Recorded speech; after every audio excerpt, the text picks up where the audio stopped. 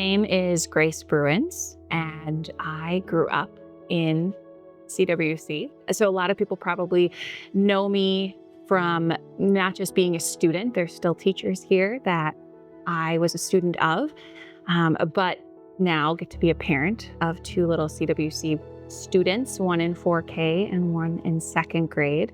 Over the last 2 years, I've been a part of the advancement committee, so I had an opportunity to serve as a volunteer in that role and really learn the ins and outs of the school, and got a firsthand look at what Greg Zonnefeld and his team were doing to advance the school and advance the mission. And I think being a part of that committee really showed me how important the mission is to the team at CWC. And that is something that is infectious once you let it in and once you become a part of it and you realize you have a role to play in all of that. In this role especially, there's so much relationship building that's central to it. It's not just with your staff and team, it's with your donors, it's with your alumni. God gave us 2 ears and a mouth for a reason. So I think listening is a really big part of it. And I love that. I love learning. I love learning about others and what's important to them and how they see the school moving forward. So how can we partner with our community and make sure that they understand who we are and what we're trying to do for these kids? And how do we make sure that when they graduate, they're connected to the community, they're connected to local businesses? How can we set them up for the best life possible?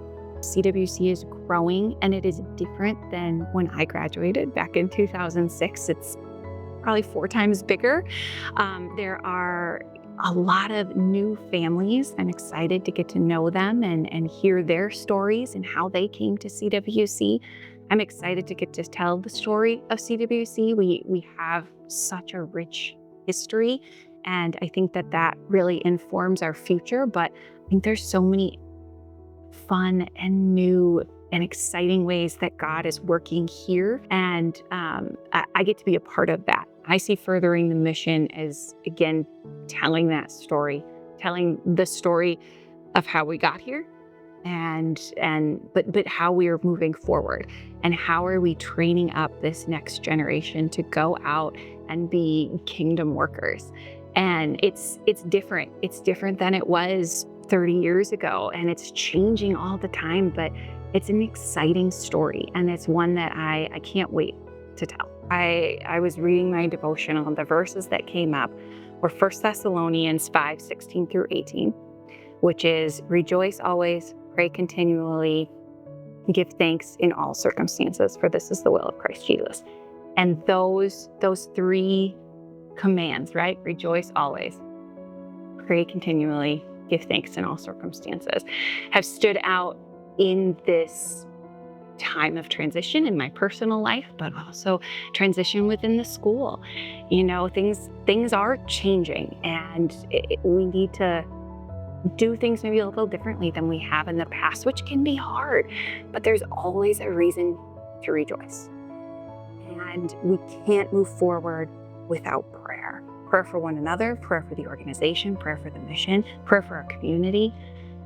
And I think that the command to give thanks in all circumstances is a good reminder, no matter where you're at in life. And so I have been praying a lot on those 3 lately, because again, in time of transition, in time of challenges, it can be hard to rejoice.